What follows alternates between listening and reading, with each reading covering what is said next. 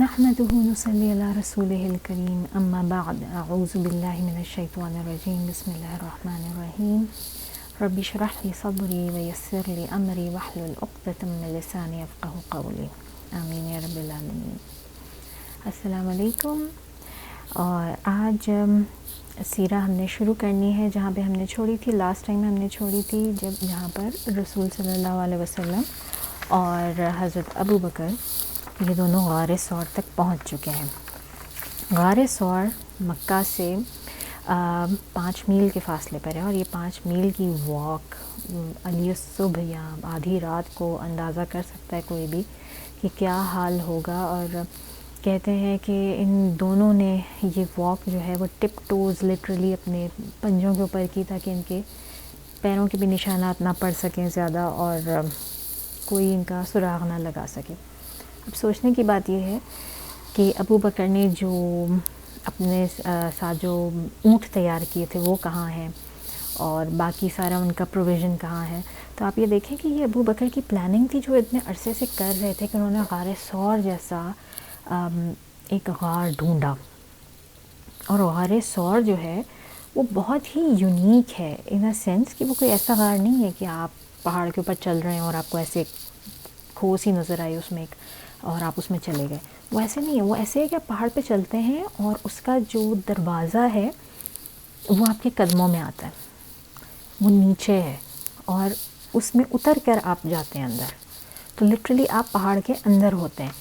تو یہ اب مجھے سمجھ میں نہیں آتا کہ یہ ابو بکر نے کب سے جو ہے وہ ڈھونڈ کے رکھا ہوا تھا، اور اتنا بڑا کام لینا تھا اس پہاڑ سے، اس غار سے اللہ تعالیٰ نے، اور کیسے انہوں نے یہ ڈھونڈا اور کیا کیا اس کی ہمیں کوئی تفصیل نہیں ملتی۔ بس ہمیں یہ پتہ چلتا ہے کہ ظاہر ہے کہ یہ انہوں نے پہلے سے ڈھونڈا ہوا تھا، ظاہر ہے کہ یہ پہلے سے پری پلان تھا، اسی لیے وہ سیدھا جیسے ہی رسول صلی اللہ علیہ وسلم قریش کا گھیرا توڑ کے نکلے تو وہ سیدھا ابو بکر کے پاس گئے اور دونوں وہاں سے سیدھا اس غار کی طرف گئے، تو یہ پہلے سے پلان تھا۔ اچھا، اب اس کے علاوہ جو ابو بکر نے پلاننگ کی ہوئی تھی نا، اس میں اس غار کے علاوہ 3 لوگ ایسے تھے جو انہوں نے سمجھو کہ ہائر کیے ہوئے تھے کہ ان 3 لوگوں سے مدد لینی ہے۔ ان 3 لوگوں میں جو پہلے فرد تھے، پہلے فرد ان کے اپنے بیٹے تھے عبداللہ بن ابی بکر، جن کا ہم نے تھوڑا سا ذکر پچھلی ویڈیو میں بھی کیا تھا کہ وہ بھی ٹین ایج میں ہوں گے، شاید 11-12 سال کے ہوں گے یا تھوڑے اس سے بڑے ہوں گے، اور انتہائی سمجھدار، اسٹرانگ، اور بہت جلدی کسی بھی بات کو جو ہے نا وہ یاد کر لینے والے، سمجھ لینے والے، انڈرسٹینڈ کر لینے والے تھے۔ تو ان کی ڈیوٹی ابو بکر رضی اللہ تعالیٰ عنہ نے یہ لگائی کہ یہ سارا دن جو عام روٹین کے کام تھے اس عمر کے لڑکوں کے وہ یہ کرتے تھے، اور بازاروں میں جاتے تھے ادھر ادھر، اور قریش کی نادی میں ادھر ادھر گھومتے پھرتے تھے۔ لوگوں کو خیال نہیں ہوتا تھا، لوگ ان کو چھوٹا لڑکا ہی سمجھتے تھے، مگر یہ اپنے کان کھلے رکھتے تھے اور یہ سن گن لیتے تھے کہ کیا پلاننگ کر رہے ہیں قریش، انہوں نے کس راستے پہ جانا ہے، انہوں نے کہاں اپنے اسکاؤٹس بھیجے ہیں، گارڈز بھیجے ہیں کہ محمد صلی اللہ علیہ وسلم کو اور ابو بکر کو ڈھونڈنا ہے، پکڑنا ہے، یا جو بھی ان کے بارے میں چیمنگ گوئیاں باتیں پلاننگ ہوتی تھی وہ یہ دن بھر اکٹھی کرتے تھے۔ اور جب شام ڈھلتی تھی، رات کا وقت ہونے لگتا تھا، تو یہ کھانا پانی لے کے پھر خاموشی سے غار ثور میں جاتے تھے، اور وہاں جا کے رات بھر جو ہے نا وہ اپنے والد اور رسول صلی اللہ علیہ وسلم کے ساتھ وہیں غار میں گزارتے تھے، ان کو کھلاتے پلاتے تھے، اور صبح ہونے سے پہلے یا بالکل علی الصبح واپس آ جاتے تھے۔ اچھا، اب ان کا تو یہ کام تھا، بڑا خطرناک کام ایک بڑے ینگ بچے کے لیے، جوان سال بچے کے لیے۔ پھر اس کے بعد جو دوسرا بندہ تھا جس کو ابو بکر صدیق رضی اللہ تعالیٰ عنہ نے ہائر کیا تھا، ان کا نام تھا عامر بن فہیرہ۔ عامر بن فہیرہ جو ہے وہ غلام تھے، وہ کسی مخیر شخصیت کے غلام تھے مکہ میں جو کہ ان کے اوپر بہت ظلم کرتا تھا۔ تو حضرت ابو بکر صدیق رضی اللہ تعالیٰ عنہ نے انہیں خرید کے آزاد کیا تھا، تو وہ ان کا بہت احسان مانتے تھے، بہت قریبی دوست تھے، اور ابو بکر صدیق رضی اللہ تعالیٰ عنہ ان پہ جو ہے نا اعتبار بھی بہت کرتے تھے۔ تو ان کا کام یہ تھا اب جب یہ آزاد ہو گئے تھے تو یہ مکہ میں لوگوں کی بکریاں چراتے تھے، بہت معمولی سی اجرت کے اوپر یہ لوگوں کی بکریاں چراتے تھے۔ تو ان کا کام یہ لگایا ابو بکر صدیق نے کہ یہ جو عبداللہ بن ابی بکر جو آئیں گے اور جائیں گے نا، تو جب ان کے آنے کا وقت ہوتا تھا نا تو علی الصبح یہ عامر بن فہیرہ ساری بکریاں لے کر نا اسی ٹریک پہ چلے جاتے تھے غار ثور کے پاس، اور مقصد یہ ہوتا تھا کہ وہ بکریوں کے ساتھ، اور وہ کوئی ان کا نشان یا کچھ جو رہ جاتا تھا جو ان کے آنے جانے میں، وہ یہ بکریوں کے تھرو اور خود اس کے اوپر چل کے اور اس کو مٹا دیتے تھے، تاکہ کسی کو یہ شک نہ ہو کہ اس طرف کوئی آیا، کوئی ایک بندہ اس طرف گیا۔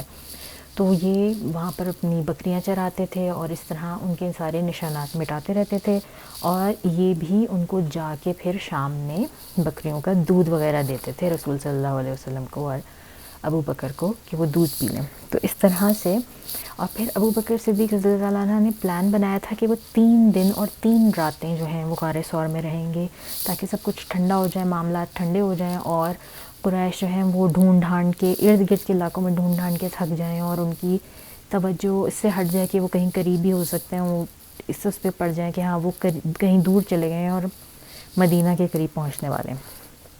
تیسرا بندہ جو ہائر کیا تھا ابو بکر نے، اس تیسرے بندے کا نام تھا عبداللہ بن اریقط۔ عبداللہ بن اریقط مسلمان نہیں تھا، یہ اس وقت یہ بدو تھا، بالکل گاؤں میں رہنے والا، بالکل بدو۔ اور بدوؤں کا یہ ہوتا ہے کہ وہ پورے صحرا سے اس طرح سے واقف ہوتے ہیں جسے انگریزی میں کہتے ہیں نا on the back of my hand, تو لٹرلی وہ اس طرح سے واقف ہوتے ہیں پورے کے پورے صحرا سے کہ ان کو کئی چور راستے، کئی دوسرے راستے پتہ ہوتے ہیں، جو کہ کامن ہائی وے جو ہوتا ہے، ایک عام راستہ جس سے عموماً تمام کیروانز جو ان کے تھے، بڑے بڑے ان کے قافلے جو آتے جاتے تھے، وہ اس سے ہٹ کے بھی ان کو راستے معلوم تھے۔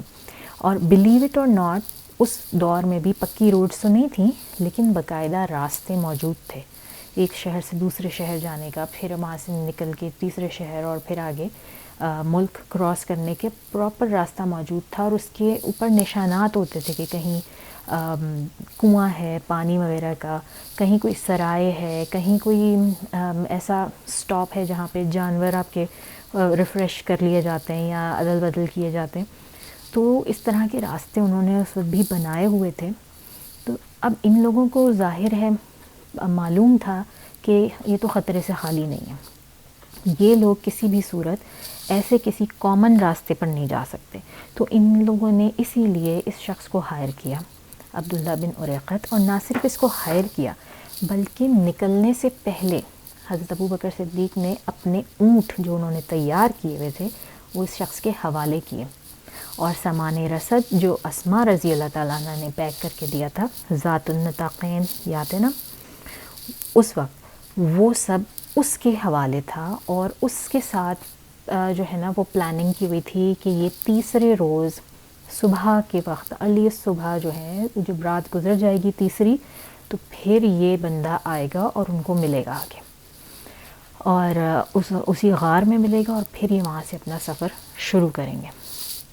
تو مطلب میں حیران ہوں لٹرلی یہ سب پڑھ کے اور جان کے کہ سبحان اللہ، اللہ تعالیٰ نے جو دوست بھی دیا، جو صاحب دیا رسول صلی اللہ علیہ وسلم کو، وہ کس قدر عقل مند اور کیسا جان نثار اور کیسا آنیسٹ، تو ان کو نام مطلب صدیق کا لقب ان کو پھر غلط تو نہیں نہ ملا ہوا، واقعی وہ اس کے حقدار تھے، اور کیسی انہوں نے پلاننگ کی، کتنے وہ عقل مند انسان تھے کہ انہوں نے ایک ایک چیز جو ہے وہ پلان کی، ساری کی ساری یہ، اور اس میں رسول صلی اللہ علیہ وسلم کا ہاتھ نظر نہیں آتا، یہ ابو بکر کی پلاننگ ہے ساری کی ساری۔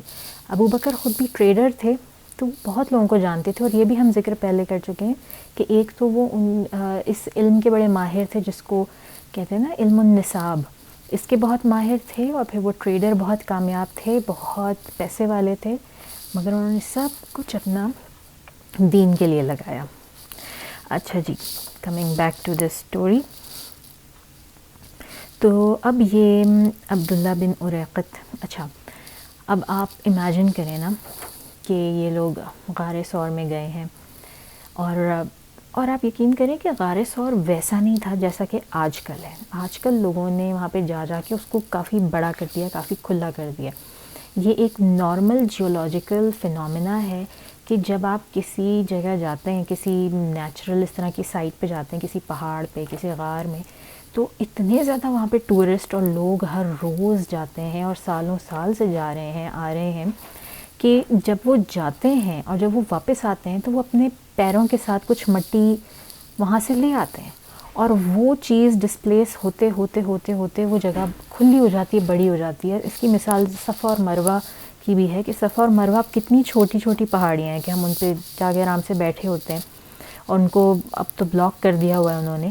لیکن یہ پہلے زمانے میں یا رسول صلی اللہ علیہ وسلم کے زمانے میں بھی اتنے چھوٹے نہیں تھے. یہ کم از کم بھی 100 فٹ اونچے پہاڑ تھے، صرف اس لیے کہ لوگ اس کے اوپر چڑھتے ہیں، اترتے ہیں، اور جتنی دفعہ چڑھتے اترتے ہیں اتنی دفعہ وہ اس کا کچھ حصہ، کچھ مٹی، کچھ پتھر اپنے ساتھ نیچے لیتے آتے ہیں. اس کی وجہ سے وہ گھس کے پہاڑ چھوٹے ہو گئے. تو یہی حال غار ثور کا ہے کہ اب جو غار ثور ہمیں ملتا ہے، اس کا کمپارٹمنٹ، جو کمرہ سا بڑا ہو گیا، وہ اس وقت ایسا نہیں تھا. وہ اس وقت ایسا تھا کہ اس میں بمشکل 2 لوگ جا کے بیٹھ جاتے تھے. تو رسول صلی اللہ علیہ وسلم اور ابو بکر صدیق جب یہ لوگ جا کے بیٹھے ہیں وہاں پہ، تو رسول صلی اللہ علیہ وسلم کو نیند آئی، اور ابو بکر صدیق نے اپنی گود ان کے آگے، اپنا زانو جو ہے وہ آگے کیا، اور رسول صلی اللہ علیہ وسلم اس پہ سر رکھ کے سو گئے. اور پھر اسی وقت کا وہ مشہور واقعہ ہے کہ جب ان کو کسی کیڑے نے کاٹ لیا، یا سانپ تھا یا کوئی کیڑا تھا، اور تکلیف اتنی شدید تھی کہ وہ ہلنا نہیں چاہ رہے تھے کہ رسول صلی اللہ علیہ وسلم کی نیند خراب نہ ہو جائے، مگر تکلیف کی شدت سے ان کی آنکھوں میں آنسو آ گئے، اور وہ آنسو جب ٹپک کے گرا رسول صلی اللہ علیہ وسلم کے چہرے پر تو ان کی آنکھ کھل گئی، اور انہوں نے اٹھ کے دیکھا کہ وہ شدید تکلیف میں ہے، اور انہوں نے اپنا لعاب دہن لگایا رسول صلی اللہ علیہ وسلم نے، یعنی کہ اپنا تھوک، لعاب دہن، وہ ان کے زخم پر لگایا، اور ان کا زخم اسی وقت بھلا چنگا ہو گیا، ان کی تکلیف ختم ہو گئی. اور آپ سمجھ لیں، ویسے تو اگر آپ غور کریں تو ایک لمحہ اس امیگریشن کا، جب سے رسول صلی اللہ علیہ وسلم کو اللہ تعالیٰ نے حکم دیا کہ بس اب نکلو، جب سے کتنے معجزات ہو چکے ہیں.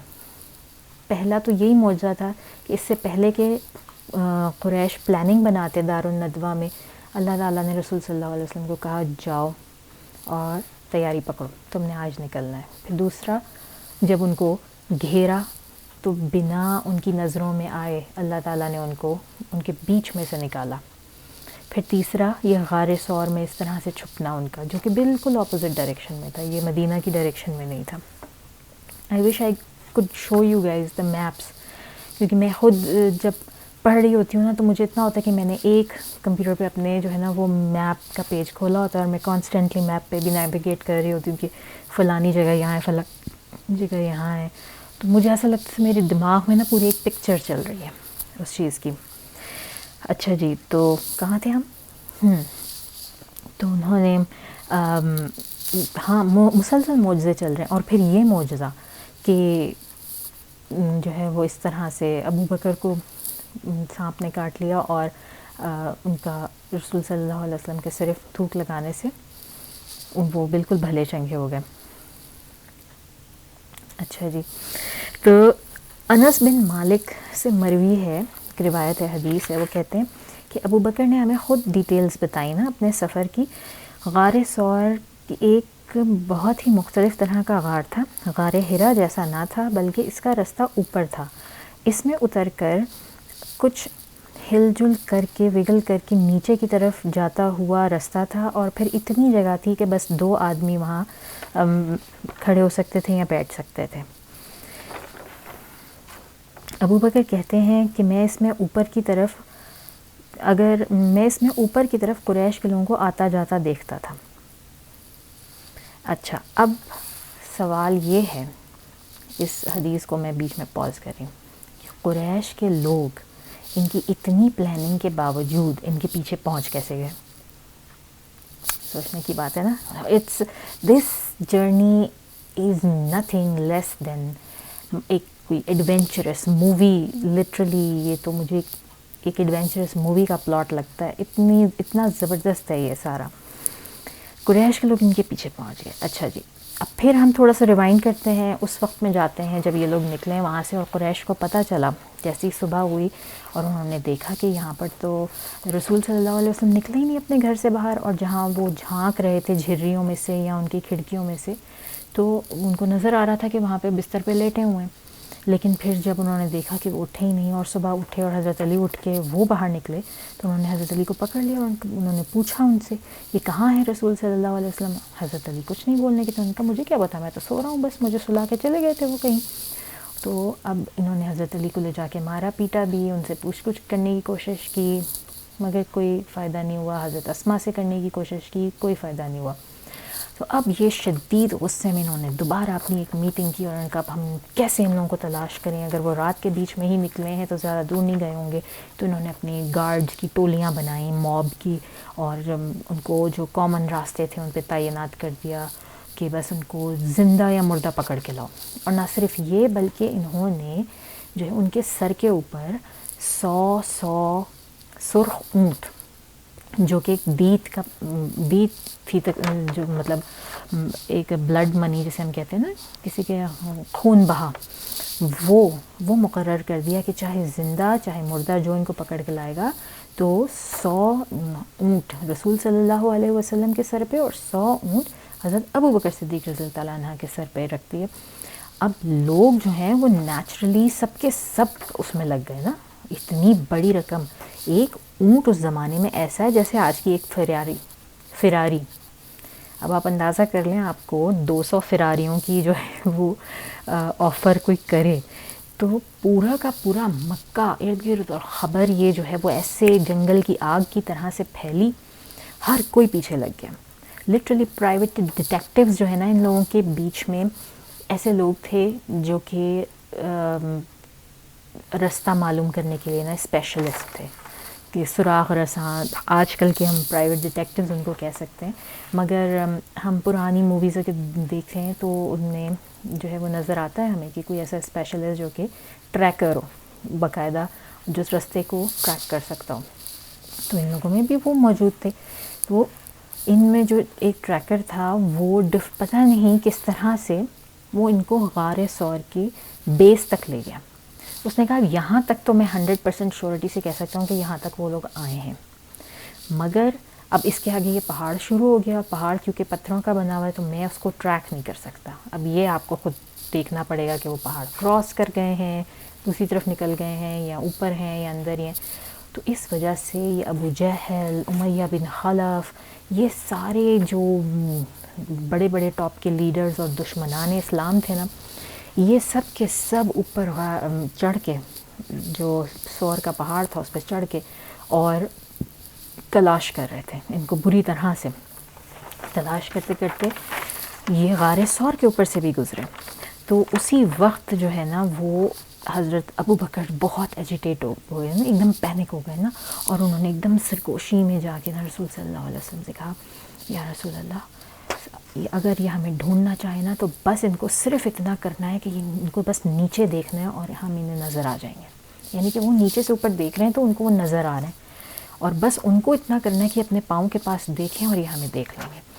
اور رسول صلی اللہ علیہ وسلم پر اللہ تعالیٰ نے سکینہ طاری کی ہوئی ہے، انہیں کوئی پرواہ نہیں، انہیں پتہ ہے اللہ تعالیٰ یہاں تک لے آئیں تو انہوں نے خود ہی بچا کے ان کو نکال کے لے جانا ہے. تو انہوں نے کہا ابو بکر خاموش رہو، تم کیا کرو گے اس سچویشن کا جس میں دو لوگ ہیں، کیا ہوگا ان 2 لوگوں کا جن کا تیسرا ساتھی اللہ تعالیٰ ہو خود.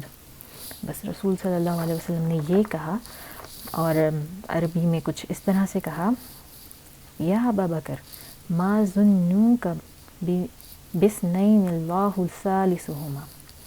تو اس طرح انہوں نے کہہ کے جو ہے وہ ابو بکر کو بھی ٹھنڈا کیا، کام ڈاؤن کیا کہ کچھ نہیں ہونے لگا، اللہ تعالیٰ ہے ہمارے ساتھ. اور بالکل ایسا ہی ہوا کہ وہ اتنا قریب پہنچ کے، بالکل لٹرلی چند فٹ کے فاصلے پر پہنچ کے بھی وہ ان کو دیکھ نہیں سکے، اور وہاں سے خالی ہاتھ اور منہ لٹکائے واپس آ گئے. اور اس موقع پر ہم میں سے کئی لوگوں نے وہ کہانیاں بھی سنی ہوئی ہیں کہ مکڑی نے اپنا جالا بن دیا تھا اور پجن کبوتر اور کبوتری نے فوراً گھونسلہ بنا دیا اور وہاں پہ انڈے دے دیے، اور کیا تھا کہ درخت پورا جھک گیا، درخت کی شاخیں اوپر جھک گئیں. یہ سب ہم جو ہے وہ اپنے ٹریڈیشنز میں یہ کہانیاں سنتے ہیں کہ وہاں پر یہ سب ہوا، لیکن حقیقت یہ ہے کہ ان سب کہانیوں کی نا سند نہیں ہے. یہ بہت سی دوسری کتابوں میں ملتی ہے، لیکن جو اوتھینٹک کتابیں ہیں، جن کتابوں سے میں یہ لے رہی ہوں یا یہ سیرہ ہے یاسر قادی نے لی ہے، تو ان میں یہ نہیں ہے. جو سب سے کلوزسٹ ایک سٹوری ہے جو کہ مسند امام احمد میں آتی ہے، وہ یہ اسپائڈر ویب والی ہے کہ اسپائڈر نے اپنا جال جو ہے وہ اس کے اوپر بن دیا تھا. تو یہ اس طرح سے جو ہے یہ وہ سب سے کلوزسٹ سٹوری ہے. تو مطلب ہم یہ کہہ سکتے ہیں کہ چلیں ہم وہ لے لیتے ہیں سٹوری، لیکن اس سارے واقعے کو اللہ تعالیٰ کس طرح سے نریٹ کرتے ہیں وہ ہم دیکھتے ہیں. اللہ تعالیٰ سورۃ توبہ میں آیت نمبر 40 میں فرماتے ہیں، اعوذ باللہ من الشیطان الرجیم، بسم اللہ الرحمن الرحیم، إِلَّا تَنْصُرُوهُ فَقَدْ نَصَرَهُ اللَّهُ إِذْ أَخْرَجَهُ الَّذِينَ كَفَرُوا ثَانِيَ اثْنَيْنِ إِذْ هُمَا فِي الْغَارِ إِذْ يَقُولُ لِصَاحِبِهِ لَا تَحْزَنْ إِنَّ اللَّهَ مَعَنَا فَأَنزَلَ اللَّهُ سَكِينَتَهُ عَلَيْهِ وَأَيَّدَهُ بِجُنُودٍ لَّمْ تَرَوْهَا وَجَعَلَ كَلِمَةَ الَّذِينَ كَفَرُوا السُّفْلَىٰ وَكَلِمَاتُ اللَّهِ هِيَ الْعُلْيَا وَاللَّهُ عَزِيزٌ حَكِيمٌ. اگر تم پیغمبر کی مدد نہ کرو گے تو خدا ان کا مددگار ہے. سورہ توبہ میں نا ایک جنگ سے متعلق، ایک غزوہ سے متعلق اللہ تعالیٰ تنبیہات کر رہے ہیں، تو اسی سے ریلیٹڈ کہہ رہے ہیں کہ اگر تم نہیں بھی مدد کرو گے، تم لوگوں سے مخاطب ہو کے اپنے رسول صلی اللہ علیہ وسلم کی، تو خدا ان کا مددگار ہے. اور وہ وقت یاد کرو جب ان کافروں نے ان کو گھر سے نکال دیا تھا، یعنی رسول صلی اللہ علیہ وسلم کو گھر سے نکال دیا تھا. اس وقت 2 ہی ایسے شخص تھے ان میں، اور یہ ثانی اثنین، یہ اللہ تعالیٰ نے ابو بکر صدیق رضی اللہ تعالیٰ عنہ کو ریفر کیا ہے اس آیت میں. یہ ثانی اثنین، 2 میں سے ایک، ان کا صاحب اس آیت میں اللہ تعالیٰ نے قرار دیا، اور یہ ابو بکر کی بہت بڑی بلیسنگ ہے. اور صرف یہ ایک جگہ نہیں ہے، قرآن میں کافی جگہ ابو بکر کا اس طرح سے انڈائریکٹلی ذکر آیا ہے. تو جب ان کو کافروں نے گھر سے نکال دیا، اس وقت 2 ہی شخص ایسے تھے، اور جب وہ دونوں غار میں تھے، اس وقت پیغمبر اپنے رفیق کو تسلی دے رہے تھے. یہ رفیق صاحب جو ہے یہ اللہ تعالیٰ اس وقت ابو بکر کو کہہ رہے ہیں، اپنے رفیق کو تسلی دیتے تھے کہ غم نہ کرو، خدا ہمارے ساتھ ہے. تو خدا نے ان پر تسکین نازل فرمائی اور ان کو ایسے لشکروں سے مدد دی جو تم کو نظر نہیں آتے تھے. یہ جو لشکروں کی بات ہے، اس کی وجہ سے لوگ کہتے ہیں کہ وہاں پر اس طرح سے یہ مکڑی نے جالا بن دیا تھا، اور یہ باقی کے جو دوسرے واقعات ہیں وہ یہ اس پارٹ کا، آیت کا جو یہ پارٹ ہے، اس کو ریفر کرتے ہیں.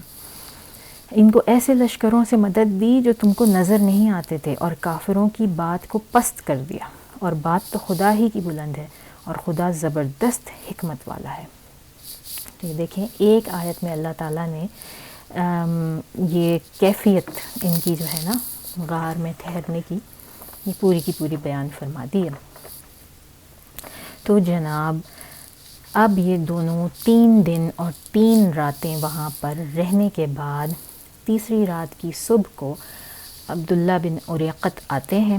ارقت ہیں یا اریقت ہیں، واللہ عالم. بہرحال تو یہ آتے ہیں ان کا سامان رسد اور ان کے اونٹ لے کر، اور ان کے ایز اے گائیڈ، اور پھر یہ دونوں سوار ہوتے ہیں اس پہ اور یہ نکلتے ہیں اپنے، اور یہ پورا دن پوری رات سفر کرتے ہیں. اور پھر اگلے دن دوپہر میں جب بہت زیادہ جب گرمی ہو جاتی ہے، جو ان کے قیلولہ کا وقت ہوتا ہے، اس وقت جا کر جو ہے نا یہ ایک کسی وادی میں پہنچتے ہیں جہاں پر ایک لمبا سا ایک بڑا سا پتھر ہے، بہت بڑا سا ایک ہی پتھر سا ماؤنٹ سا بنا ہوا ہے، اس کا کچھ شیڈ ہے لمبا سا. تو ابو بکر صدیق رضی اللہ عنہ یہ 3 لوگوں کا قافلہ وہاں پہ رکتا ہے جا کے، اور جا کے ابو بکر جو ہے نا وہ تھوڑا اس کو صاف ستھرا کرتے ہیں، وہاں سے کنکر پتھر ہٹاتے ہیں، اس کے اوپر تھوڑی سی گھاس پھوس یا مطلب پتے شتے ڈالتے ہیں، اور رسول صلی اللہ علیہ وسلم کو کہتے ہیں کہ آپ کچھ دیر یہاں آرام کر لیں، آپ تھوڑی دیر سو لیں یہاں پہ، میں آپ کو گارڈ کروں گا.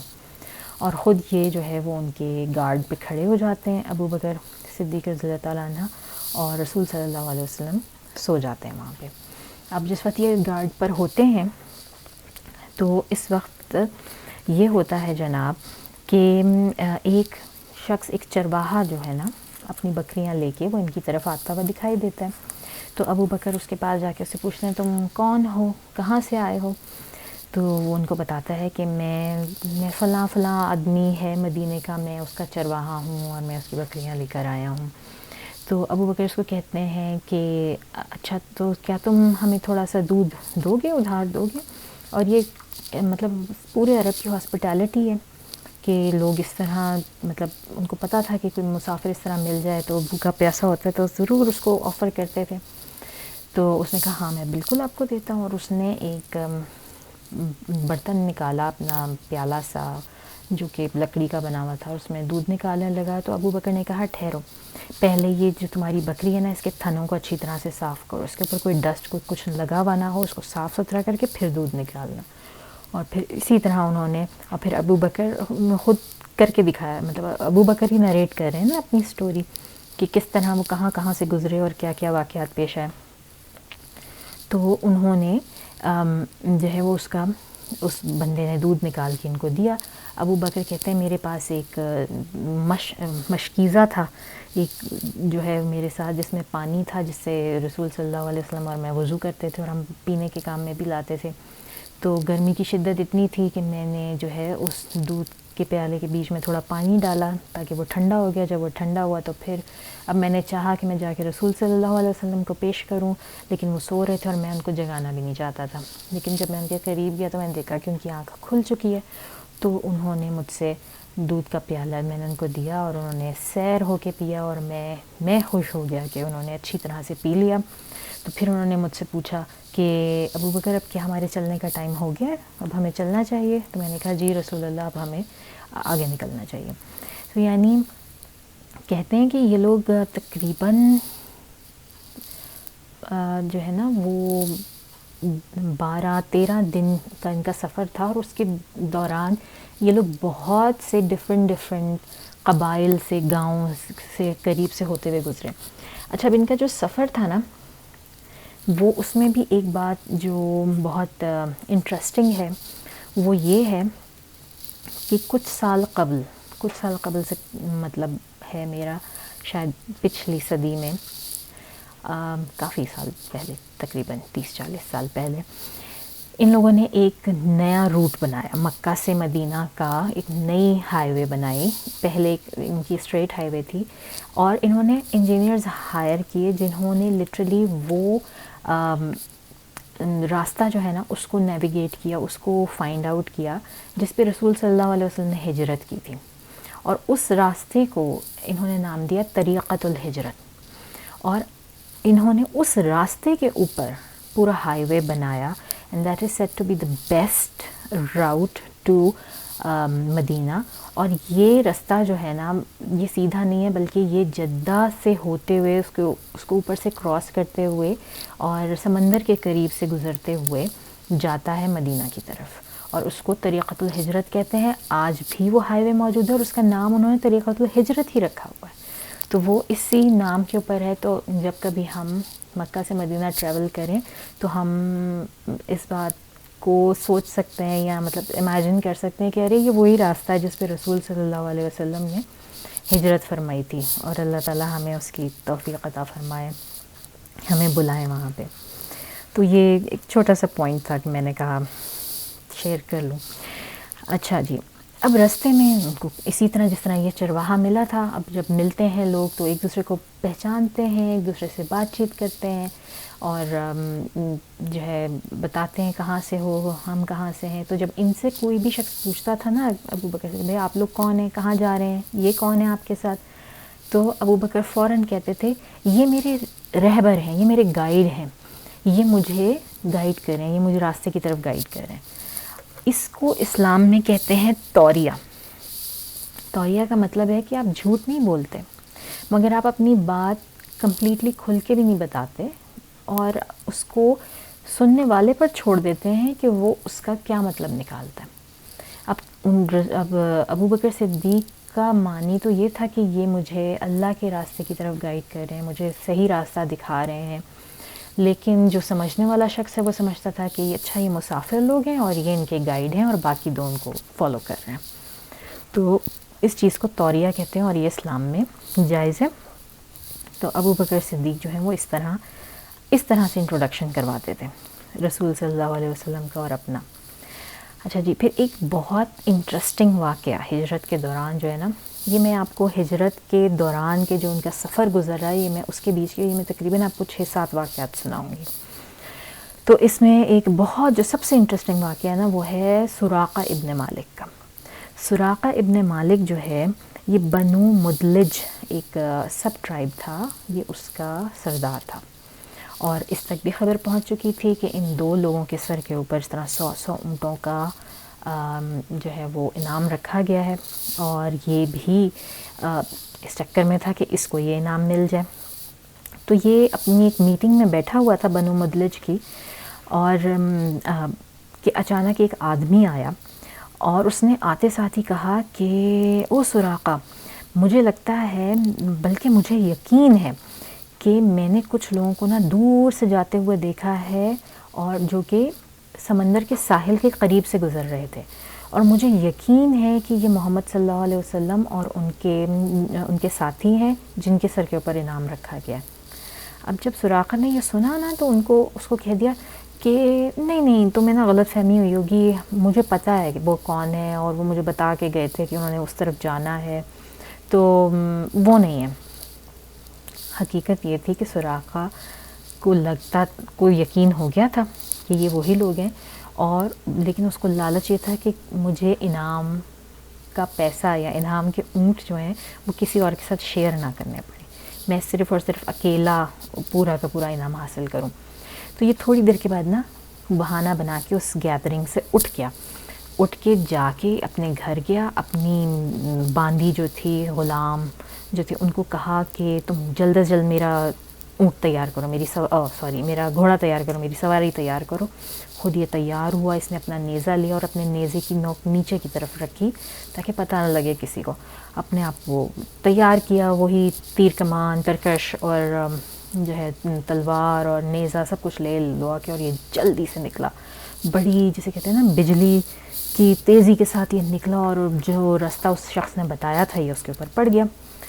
جب یہ قریب پہنچا، ابھی بہت قریب نہیں تھا، یعنی میدان میں دور ان کو جاتے ہوئے نظر آ رہے تھے، تو سراقہ خود جو ہے وہ نریٹ کرتا ہے، وہ کہتا ہے کہ میں نے دیکھا کہ دونوں میں سے ایک شخص تو سواری پہ بالکل اتنے اطمینان سے بیٹھے ہیں اور کچھ پڑھ رہے ہیں کہ ان کو جیسے کوئی پرواہ نہیں، کوئی کچھ ان کو وہ نہیں ہے، ان کی بالکل آرام سے چل رہی سواری، وہ ادھر ادھر دیکھ بھی نہیں رہے. لیکن ایک شخص جو ہے نا وہ اتنا بے چین ہے کہ کبھی وہ جو آرام سے بیٹھے نا ان کی سواری کے آگے جاتا ہے، کبھی پیچھے جاتا ہے، کبھی دائیں جاتا ہے، کبھی بائیں جاتا ہے، کبھی تھوڑا پیچھے آتا ہے، وہ بار بار جو ہے نا اس طرح کر رہا ہے. تو کہتا ہے مجھے یقین ہو گیا یہ یہی دو لوگ ہیں. میں نے پھر گھوڑے کو ایڑ لگائی تاکہ میں بڑی تیزی کے ساتھ جو ہے نا وہ آگے بڑھوں، اور میں نے جیسی گھوڑے کو ایڑ لگائی، میرے گھوڑا اتنی بری طرح سے جیسے اس کو کسی چیز نے روک لیا یا اس کی ٹانگوں کے آگے کچھ آ گیا، تو اس نے مجھے اتنی زور سے گرایا نیچے کہ میں بھی لڑکتا ہوا گیا اور گھوڑا بھی. اور یہ شخص جو ہے نا یہ ان لوگوں میں سے تھا جو فال نکالتے ہیں نا، جس طرح ہم لوگ آج کل پاکستان میں فال نکالی جاتی ہے، یا یہاں پر ٹیرٹ کارڈز ہوتے ہیں، کارڈز ریڈ کرتے ہیں لوگ، ہاتھ دکھاتے ہیں. تو یہ اس زمانے میں وہ تیروں سے فال نکالتے تھے، اور یہ ہم پہلے بھی ذکر کر چکے ہیں جب بالکل شروع میں دوسری تیسری ایپیسوڈ میں میرا خیال ہے.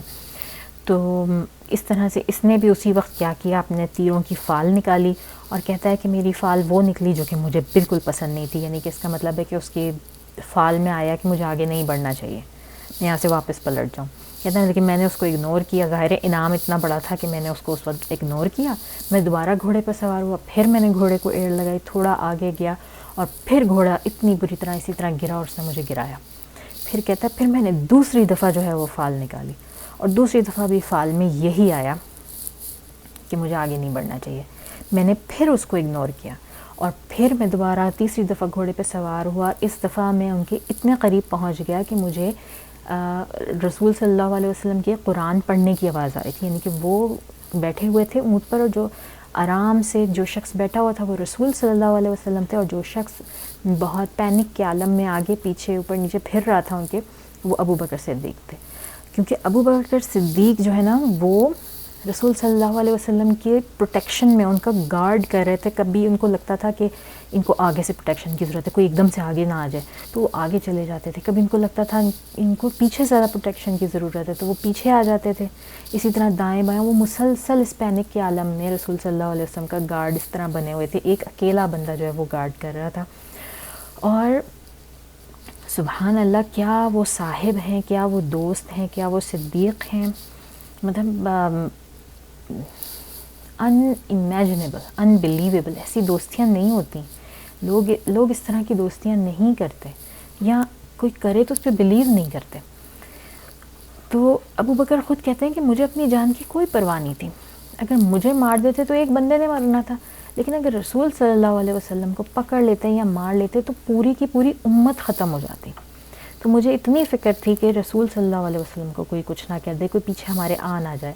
اور ہمارے پیچھے پھر خود ابو بکر ایک لیٹر آن بتاتے ہیں کہ کوئی شخص ہمارے پیچھے ہمیں نہ پکڑ سکا، ہمارے قدم نہ پا سکا سوائے سراقہ ابن مالک کے، اور وہ آیا ہمارے پیچھے تک. اچھا جی، بیک ٹو سراقہ. اب اس کی طرف آتے ہیں. سراقہ تیسری دفعہ جب گھوڑے پہ بیٹھا اور اس نے پھر سے ایڑ لگائی تو وہ اتنا قریب پہنچ چکا تھا کہ قرآن پڑھنے کی آواز سنائی دے رہی تھی اسے رسول صلی اللہ علیہ وسلم کی. اور پھر تیسری دفعہ گھوڑا اسی طرح بری طرح سے اس کو لے کے گرا اور آگے بڑھنے کو تیار نہیں تھا گھوڑا. تو سراقہ کہتا ہے پھر مجھے سمجھ میں آ گیا کہ یہ شخص واقعی نبی ہے، کہ ایسا عام طور پہ ہو ہی نہیں سکتا. مطلب کسی بھی آدمی کے ساتھ، اور جتنا میں جنگجو ہوں، انسان کو اپنی طاقت کا بھی پتہ ہوتا ہے، جتنے قریب ہیں یہ میرے، مطلب اس کو یہ تھا کہ میرے پاس تیر کا مان ہے. جتنی دور وہ تھا وہ بڑے آرام سے تیر نکال کے چلاتا. آج کل کی گولیوں کی طرح اس وقت تیر کا کام جو ہے وہی تھا جو آج کل پستول کی گولی کرتی ہے. تو اس کو قریب بھی نہ آنا پڑتا، وہ شاید دونوں کو گرا دیتا، مگر وہ یہ نہیں کر سکا. اور اس کو سمجھ میں آ گیا کہ یہ میں نہیں کر سکتا، کیونکہ یہ کوئی اور طاقت ہے جو کہ مجھے روک رہی ہے، اور یہ کوئی اور طاقت ہے جو ان کو پروٹیکٹ کر رہی ہے. تو اس کو یقین آ گیا اس بات کا. یہ ہمیں نہیں معلوم، غالباً اس نے اس وقت اسلام قبول نہیں کیا، لیکن اس نے یہ مان ضرور لیا کہ رسول صلی اللہ علیہ وسلم واقعی سچے نبی ہیں. تو اس نے پھر اس وقت چیخ کے ان کو کہا کہ میں آپ لوگوں کو کوئی ضرر نہیں پہنچاؤں گا، آپ مجھے اپنا قریب آنے دیجیے، مجھے اجازت دیجیے کہ میں آپ کے قریب آ کے بات کر سکوں، میں آپ کو کوئی ضرر نہیں پہنچاؤں گا. تو یہ قریب آیا، پھر رسول صلی اللہ علیہ وسلم نے اجازت دی، پھر یہ قریب آیا اور اس نے جو ہے آ کے ان کو بتایا کہ میں اس طرح اس نیت سے آیا تھا، اور قریش نے آپ لوگوں کے سروں پر جو ہے نا وہ خون بہا کا انعام رکھا ہے لٹرلی آپ دونوں کے سر پہ، اور میں اس نیت سے آیا تھا، لیکن مجھے سمجھ میں آ گیا ہے کہ میں نہیں یہ کام کر سکتا، اور آپ واقعی اللہ کے سچے نبی ہیں. تو رسول صلی اللہ علیہ وسلم نے اس کو اپریشیٹ کیا، اور پھر سراقہ کہتا ہے کہ میں نے ان کو تمام پلانز بتا دیے جو قریش کے تھے نا، کہ وہ کہاں کس راستے پر کتنے لوگ ہیں، کیا ہیں، کس طرح وہ ڈھونڈ رہے ہیں، اور یہی کہ کتنے ان کے سر پہ پیسہ رکھا ہوا ہے. تو میں نے ان کو تمام تر یہ پلانز بتا دیے، اور بس مجھے اتنا کہا انہوں نے، اور پھر میں نے ان کو کچھ کھانا پینا اور آفر کیا کہ میرے پاس جو بھی ہے میں آپ کو دینے کو تیار ہوں. تو ابو بکر صدیق نے رسول صلی اللہ علیہ وسلم نے کہا کہ نہیں، ہمیں کسی چیز کی ضرورت نہیں ہے، بس تم اتنا کرو کہ ہمارے بارے میں کسی کو کچھ نہ بتانا، جب تم واپس جاؤ تو ہمارے بارے میں کسی کو کچھ نہ بتانا. تو اب سراقہ بڑا سمجھدار آدمی تھا. اس نے کہا کہ مجھے یقین ہے کہ وہ وقت آئے گا کہ آپ کانکر کر لیں گے مکہ کو نا، تو آپ مجھے لکھاوٹ میں مجھے لکھ کر دیں کہ میں امان میں رہوں گا. جس وقت وہ وقت آئے گا، جس وقت آپ پنش کریں گے ان سب کو یا مکہ پہ چڑھائی کریں گے، تو آپ مجھے لکھ کر دیں کہ میں جو ہے وہ پناہ میں رہوں گا، مجھے کوئی ضرر نہیں پہنچے گا. تو رسول صلی اللہ علیہ وسلم نے عبداللہ بن اریقط کو ہی کہا، اور ایک کاو ہائیڈ یا کچھ پارچمنٹ کوئی بھی چیز بہرحال انہوں نے پروڈیوس کی، جس پر ان کو اسی وقت لکھ کر دیا گیا کہ سراقہ جو ہے وہ امان میں رہے گا. اور جس وقت فتح مکہ ہوا، رسول صلی اللہ علیہ وسلم فوجیں لے کے مکہ میں داخل ہوئے اور لوگوں کے بارے میں فیصلے فرما رہے تھے، تو اس وقت سراقہ وہ پیپر لے کر آیا. پیپر نہیں، وہ پارچمنٹ یا وہ کاو ہائیڈ لیدر کا پیس، مجھے نہیں پتا کہ وہ کیا ہوگا اس وقت کے حساب سے، لیکن بہرحال وہ لے کر آیا. اس نے کہا یہ دیکھیں کہ آپ کو میں یاد ہوں. اور یہ تقریباً پھر 10 سال بعد، 8.5 سال کے بعد جو ہے مکہ فتح ہوتا ہے. تو رسول صلی اللہ علیہ وسلم نے کہا کہ ہاں مجھے تم بالکل یاد ہو، تم سراقہ ابن مالک ہو اور بے شک تم پناہ میں رہو گے.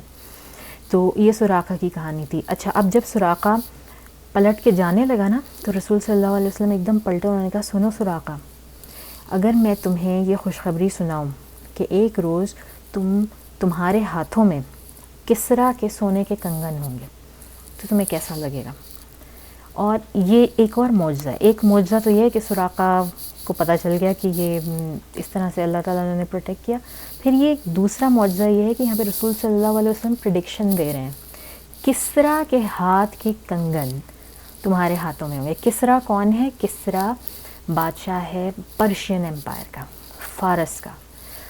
اگر کسی نے 300 مووی دیکھی ہے، مووی ہے 300 اس کا نام ہے، اس میں یہی دکھایا رومن اور پرشین کی فائٹ دکھائی ہے. اور اس میں جو پرشین کنگ دکھایا نا، اس کو انہوں نے جیولری سے لدا ہوا دکھایا. تو وہ شاید ان کی بھی ہسٹوریکل بکس میں تھا کہ رسول صلی اللہ علیہ وسلم جو کبھی نہ انہوں نے دیکھا ہے نہ وہ جانتے ہیں، وہ جو ہے یہ پریڈکٹ کر رہے ہیں کہ تمہارے ہاتھوں میں، جو سراقہ ابن مالک، تمہارے ہاتھوں میں کسریٰ کے کنگن ہوں گے.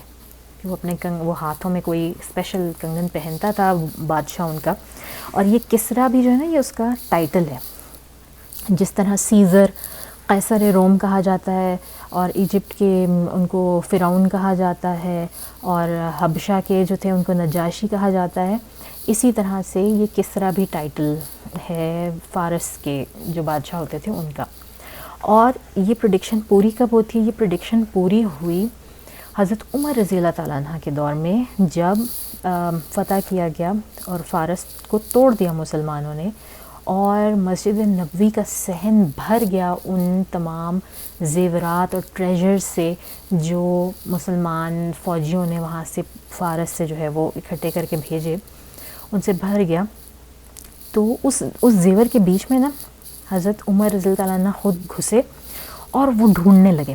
اور انہوں نے ڈھونڈ کر جو ہے نا وہ کنگن نکالے کسریٰ کے، اور انہوں نے منادی کرائی، کہاں ہے سراقہ ابن مالک؟ بلاؤ اسے، سراقہ ابن مالک کہاں ہے؟ اور پھر جب سراقہ آیا تو اپنے ہاتھوں سے جو ہے نا ان کو کنگن پہنائے، ان کو ممبر پہ بٹھایا، یا جو کوئی ان کی اونچی کوئی چیئر تھی یا جو بھی تھا اس پہ بٹھایا، ان کو اپنے ہاتھوں سے کنگن پہنائے اور کہا یہ ہے میرے رسول صلی اللہ علیہ وسلم کی دی ہوئی پریڈکشن، دیکھو جو آج پوری ہو گئی. تو یہ حضرت عمر رضی اللہ تعالیٰ عنہ کے دور میں پھر یہ رسول صلی اللہ علیہ وسلم کی پریڈکشن پوری ہوئی. تو مزے کی تھی نا یہ والی کہانی، یہ مجھے بھی بہت پسند ہے. یہ ہجرت کی جتنی بھی سٹوریز ہیں نا، ان میں سے یہ فرسٹ بیسٹ ہے، کیونکہ باقی ساری بھی بہت اچھی ہیں. اچھا جی، اب یہ سراقہ بن مالک کا چیپٹر وہ واپس چلا گیا، اور دل میں وہ ایمان بھی لے آیا رسول صلی اللہ علیہ وسلم پر. اور یہ 3 لوگوں کا قافلہ یہ پھر آگے چلا. اچھا جی، اس کے بعد یہ لوگ پہنچے جناب، یہ پھر کسی گاؤں کے پاس سے گزرے، بلکہ یہ صحرا میں گزر رہے تھے اور دور دور تک کوئی آبادی نہیں تھی.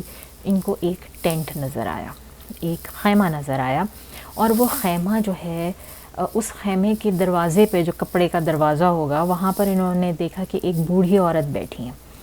ان کا نام تھا ام معبد، ان کو ام معبد بن خزائیہ کہتے ہیں. اور یہ بڑی ہاسپٹیبل قسم کی، بڑی بہت بزرگ سی خاتون تھیں اور بڑی ہاسپٹیبل تھیں، بہت مہمان نواز قسم کی. تو انہوں نے پوچھا کہ ہم آ کے کچھ دیر سستا سکتے ہیں آپ کے خیمے میں؟ تو انہوں نے کہا ہاں بالکل تشریف لائیے. اور انہوں نے جا کے دیکھا تو ان کو اندازہ ہوا کہ وہ بہت ہی غریب گھرانہ تھا، کہ اس میں کچھ بھی نہیں تھا، بس ایک ٹاٹ کی جو ہے کچھ بچھونا سا بچھا ہوا تھا زمین پہ، تو یہ بس اس پہ بیٹھی تھی. تو انہوں نے جا کے پوچھا کہ آپ ہم کچھ آپ سے خریدنا چاہتے ہیں، ہم آپ سے کچھ اگر کھانا پانی آپ کے پاس کچھ بھی ہے تو ہم آپ سے خریدنا چاہتے ہیں. اب حالانکہ یہ چیز مہمان نوازی یہ عرب کی روایتوں میں ہے، لیکن آپ دیکھیں کہ رسول صلی اللہ علیہ وسلم اور ان کے صحابی جو ہیں وہ اس کا فائدہ نہیں اٹھا رہے ہیں، وہ پھر بھی اس چیز کا فائدہ نہیں اٹھا رہے ہیں، بلکہ وہ آفر کریں کہ ہم اس کو پے کریں گے پہلے، اور ہم پے کر کے جو ہے نا وہ آپ سے لیں گے. تو مجھے پھر یہاں پر آج کل کے لوگوں کے ان پیروں فقیروں کا خیال آتا ہے جن کے ہاتھ ہر وقت ایسے رہتے ہیں کہ منہ سر جھکا کے بیٹھے ہوتے ہیں، جی ڈبہ یہ پڑا ہے اس کو بھر دیں. میں حیران ہو رہی تھی کہ یہاں کے آج کل کے جو پیر فقیر ہیں وہ خود کھانے کے اس میں لگے رہتے ہیں کہ ہمیں بھرتے جائیں لوگ، ہمیں بھرتے جائیں. اور یہ دیکھیں یہ نبی اور ان کے جو صاحب ہیں یہ خود پے کرنے کو تیار ہیں، جبکہ وہ انتہائی شدید مشکل قسم کے سفر میں، وہ سفر ہجرت کے دوران ہیں. اور جو شخص سفر کر رہا ہوتا ہے ہم لوگوں کے ہاں اسلام میں اس کو تو زکوٰۃ تک اس کو دینا واجب ہے، چاہے وہ کتنا بھی امیر کبیر کچھ نہ ہو، لیکن اس سفر کے دوران اس کو زکوٰۃ بھی دی جا سکتی ہے. اور یہ دیکھیں نبی کیسے ہیں کہ وہ کہتے ہیں، حضرت ابو بکر کو بھی کہتے ہیں کہ میں تمہارا اونٹ اس وقت تک نہیں لوں گا جب تک اس کی قیمت نہیں ادا کروں گا. اور اب اس عورت کو کہتے ہیں کہ ہمیں کچھ کھانا پینا چاہیے مگر ہم خریدیں گے تم سے. تو جناب یہ جو ام معبد ہیں یہ کہتی ہیں میرے پاس کچھ بھی نہیں ہے، میرا شوہر جو ہے وہ کچھ ڈھونڈنے کے لیے، کچھ کھانا پینا ڈھونڈنے کے لیے ہی گیا ہوا ہے، اور ایک بکری جو ہے نا وہ ان کے ٹینٹ کے اندر بندھی ہوئی ہے، بہت پرانی سی جو ہے بکری. تو جب انہوں نے دیکھا کہ کچھ بھی نہیں ہے تو ابو بکر صدیق رضی اللہ تعالیٰ عنہ نے رسول صلی اللہ علیہ وسلم نے کہا اچھا اگر آپ اجازت دیں تو ہم اس بکری سے دودھ دھو لیں، تھوڑا دودھ پی لیں. تو ام معبد نے کہا، ہنسنے لگیں، کہتی ہیں وہ زمانے گزر گئے جناب جب یہ دودھ دیا کرتی تھی یا اس کی جو ہے وہ بچے جننے کی ایج تھی، یہ بہت بوڑھی ہو چکی ہے، بس اب ہم اسی انتظار میں ہیں کہ کسی دن اس کو ذبح کر لیں گے اور پکا کے کھا لیں گے. تو رسول صلی اللہ علیہ وسلم نے کہا چلیں کوئی مسئلہ نہیں، ہم پھر بھی ٹرائی کرنا چاہتے ہیں. تو انہوں نے کہا ہم پیش کر لیں آپ ٹرائی، مجھے کیا مسئلہ ہے. رسول صلی اللہ علیہ وسلم بیٹھے، انہوں نے بسم اللہ پڑھی، اس کے جو تھن ہوتے ہیں بکری اس کے اوپر ہاتھ پھیرا، اس کو پیار کیا، اور لو اینڈ بی ہولڈ وہ پورا کا پورے دودھ سے بھر گئے. اور انہوں نے دودھ دھونا شروع کیا، اور یہ خاتون بالکل شوق میں آ کے جو ہے نا یہ حیران پریشان ہو گئیں، اور انہوں نے پوچھا کہ آپ کون ہیں، اور یہ اسی وقت ایمان لے آئیں. اور ان دونوں نے دودھ نکالا، سب سے پہلے ان کو پیش کیا، ام معبد نے دودھ پیا، اور اس کے بعد ان دونوں نے بھی پورا سیر ہو کے یعنی اپنی بھوک اور پیاس دونوں کو مٹایا دودھ سے. اور اس کے بعد پھر ایکسٹرا دودھ آپ جسے کہتے ہیں نا وہ نکال کے ان کو رکھ دیا، ان کو دے دیا. اور دیکھیں ایک اور معجزہ ہو گیا، اور پھر یہ لوگ اپنے راستے پہ چل پڑے. اب مزے کی بات یہ ہے، یہ تو اپنے راستے پہ چل پڑے، پیچھے سے ام معبد کے ہسبینڈ آئے. انہوں نے آ کے گھر میں جب دیکھا، ایک تو ان کی بیگم اٹر شوق میں بیٹھی ہوئی تھی، اور دوسرا یہ کہ انہوں نے گھر میں دودھ دیکھا کہ پیالے میں دودھ ہے اور بکری بھلی چنگی لگ رہی ہے، دودھ دینے والی لگ رہی ہے. تو وہ بہت ہی حیران، انہوں نے کہا یہ کیسے ہوا، یہ کہاں سے آیا دودھ. تو ام معبد نے پوری سٹوری سنائی ان کو، اور انہوں نے جو ان کے ہسبینڈ تھے ابو معبد، انہوں نے پوچھا کہ اچھا وہ کون تھے، وہ لوگ کیسے دکھنے میں کیسے تھے؟ تو انہوں نے جو بہترین جو ڈسکرپشن انہوں نے جس خوبصورتی سے بیان کی معبد نے، اور آپ کو پتہ ہے کہ پوری سیرہ میں احادیث میں جو سب سے خوبصورتی سے رسول صلی اللہ علیہ وسلم کی جو ڈسکرپشن ہے وہ یہی ڈسکرپشن ہے جو معبد نے اس وقت اپنے ہسبینڈ کو دی. اس کے علاوہ کسی اور صحابی سے اتنی کمپلیٹ اور اتنی خوبصورت ڈسکرپشن نہیں ملتی جو کہ معبد نے دی. اور وہ ڈسکرپشن کافی لمبی ہے، وہ ہم بات کریں گے ڈیٹیل سے. اس واقعے کو ذہن میں رکھیے گا تو ہم وہ ڈیٹیل سے بات کریں گے جب ہم شمائل رسول اللہ صلی اللہ علیہ وسلم پر پہنچیں گے، یعنی کہ ان کے عادات و خصلات اور جس طرح وہ دکھتے تھے، ان کا اپیرنس جسے کہتے ہیں نا، شمائل ان کو کہتے ہیں. تو ہم اس پہ ایک پوری ایک میرے خیال سے جو ہے نا وہ ایپیسوڈ کریں گے، لیکن آئی تھنک وہ ان دی اینڈ کریں گے. اس میں ڈسکرائب کریں گے کہ انہوں نے کس طرح سے ڈسکرائب کیا. بہرحال انہوں نے اپنے شوہر کو جب ڈسکرائب کیا تو وہ بھی ادھر ادھر سے گھوم پھر کر آ رہے تھے اور شاید مکہ سے گزر ہوا تھا تو ان کو معلوم تھا. تو انہوں نے فوراً پہچان لی. انہوں نے کہا یہ وہی نبی ہیں اور ان کے صاحب ہیں جن کو قریش مکہ ڈھونڈ رہے ہیں اور ان کے سر پر اتنا انعام ہے، اور کاش کہ میں بھی یہاں ہوتا تو میں انہیں ہر طرح سے فالو کرتا. انہوں نے اپنی خواہش ظاہر کی اور انہوں نے یہ جو ابو معبد ہیں انہوں نے اشعار کہے اس پورے انسیڈنٹ کے اوپر، اور اتنے خوبصورت اشعار کہے اور جا کے مکہ میں کہے کہ، اور ان میں پورا ڈسکرائب کیا کہ وہ اس طرح کہ وہ اتنے حسین، اتنے ہینڈسم، اس طرح وہ آدمی تھے اور ان کے ساتھ ان کے صاحب تھے، اور انہوں نے اس طرح کیا اور اس طرح دودھ آ گیا. اور اس کی آخر میں مطلب انہوں نے جو پویم سی لکھی اس کے آخر میں یہی تھا کہ اگر تم دیکھنا چاہتے ہو تو آؤ، آ کے میری بیوی کو دیکھو، میری بکری کو دیکھو اور اس دودھ کے پیالے کو دیکھو، وہ گواہی دیں گے اس بات کی. ان کی یہ پویم تھی. انہوں نے جا کے مکہ میں پڑھی، اور مکہ میں کون تھا وہاں پہ؟ اسما بنت ابی بکر تھی. انہوں نے سنی تو انہوں نے اس بات کا اندازہ لگایا اور اللہ کا شکر ادا کیا کہ ہائے شکر، میرے والد اور رسول اللہ صلی اللہ علیہ وسلم نکل گئے ہیں اور وہ رستے میں ہیں. تو اللہ تعالیٰ نے مطلب اس وقت نہ کوئی سیل فونز ہیں، نہ کوئی فون لائنز ہیں، کچھ بھی نہیں ہے. آپ دیکھیں اللہ تعالیٰ کس طرح سے نا ان کی فیملی کو ان کی خیریت کی خبر دے رہے ہیں کہ اس پوئٹری میں جو ہے ان کی خیریت کی خبر ان تک پہنچ رہی ہے.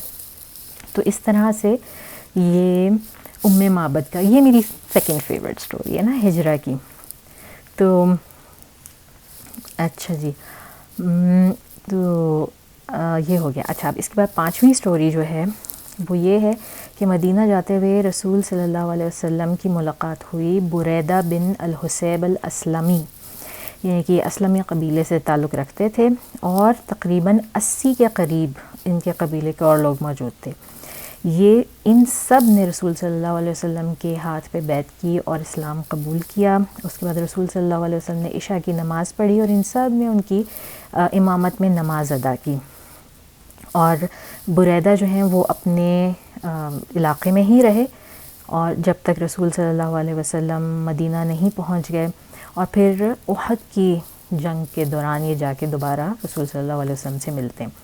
عبداللہ بن بریدہ جو ان کے بیٹے تھے وہ نریٹ کرتے ہیں ہم سے کہ رسول صلی اللہ علیہ وسلم بہت آپٹمسٹک تھے، بہت پازیٹیو تھے، یعنی کہ وہ ویسے تو وہ کسی چیز سے وہ نہیں لیتے تھے، مطلب مجھے انگلش میں اس کا لفظ آ رہا ہے، اردو میں نہیں آ رہا، بیڈ اومن یا گڈ اومنز لیتے تھے، بیڈ اومنز نہیں لیتے تھے. جیسے ہمارے آگے جی بلی آگے سے گزر گئی تو پتہ نہیں کیا ہو جائے گا، تو وہ اس طرح کے برے کوئی وہ شبہات میں نہیں پڑتے تھے. ہاں لیکن کوئی اچھی بات ہوتی تھی تو وہ اس کو اپریشیٹ کرتے تھے. تو انہوں نے کہا کہ انہوں نے بریدہ سے انہوں نے کہا تو جب بریدہ اور ان کے 70 یا 80 اور جو لوگ تھے ان کی ملاقات ہوئی رسول صلی اللہ علیہ وسلم سے، اور رسول صلی اللہ علیہ وسلم نے پوچھا کہ تم لوگ کہاں کے ہو، کس قبیلے سے تمہارا تعلق ہے؟ تو ان لوگوں نے کہا کہ ہم اسلم قبیلے سے ہیں. اسلم کا مطلب کیا ہوتا ہے؟ سلامتی. تو اسی وقت رسول صلی اللہ علیہ وسلم نے ابو بکر سے کہا ابو بکر یعنی کہ اپنا گارڈ ڈاؤن کر لو یا کام ہو جاؤ، فکر نہ کرو، ہم جو ہیں وہ محفوظ ہیں، ہم محفوظ ہاتھوں میں. اور پھر انہوں نے پوچھا اچھا اس کی کون سی برانچ سے ہو نا، اسلم قبیلے کی کون سی برانچ سے ہیں؟ تو انہوں نے کہا کہ ہم بنو سہم سے ہیں. تو انہوں نے ابو بکر کو کہا کہ تمہاری جو وکٹری ہے، تمہاری کامیابی ہے، وہ بس آنے ہی والی ہے. اسلم اور سہم دونوں لفظوں کا مطلب ہی اس طرح ہے. تو رسول صلی اللہ علیہ وسلم نے اس سے ایک اچھا شگون لیا. شگن، ہاں، اومن کا مطلب ہے شگن. تو انہوں نے اچھا شگن لیا اور انہوں نے کہا کہ بس ہم تمہاری فتح جو ہے وہ آنے والی ہے. چلیے، چھٹا واقعہ کیا ہے؟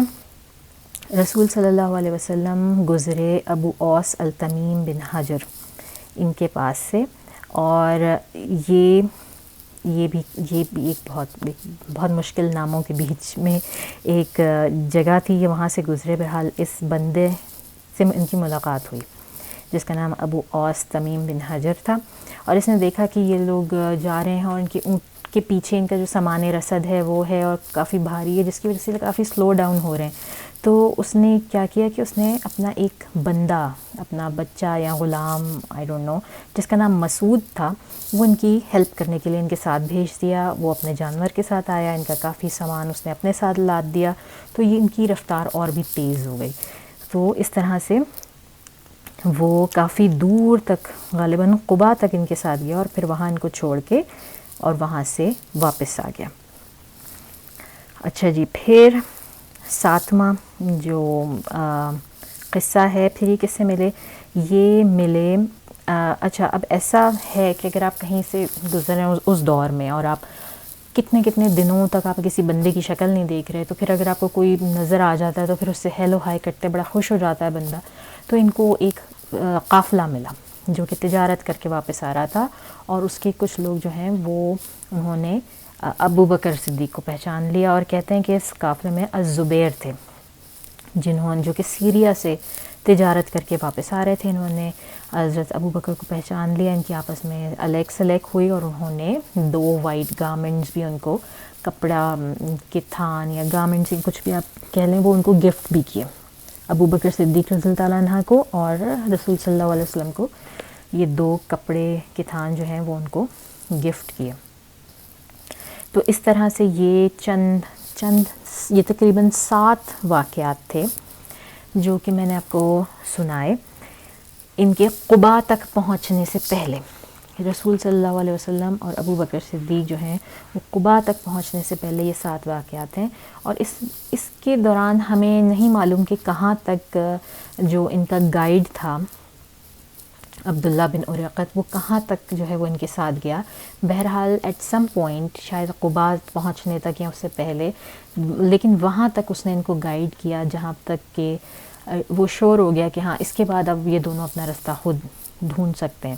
تو وہاں تک اس نے گائیڈ کیا اور ان کو وہاں تک پہنچایا، اور اس کے بعد اس نے اپنا راستہ الگ کر لیا. لیکن ہمیں ایگزیکٹلی نہیں پتہ کہ کب، کہاں، کیسے، کتنے بجے جو ہے وہ اس نے اپنا راستہ الگ کیا اور کب وہ گیا. اس نے آیا، اس نے اسلام قبول کیا نہیں کیا، ہم اس کے بارے میں مزید کچھ نہیں جانتے. تو یہ لوگ پیر کے روز 8 ربیع الاول، جو کہ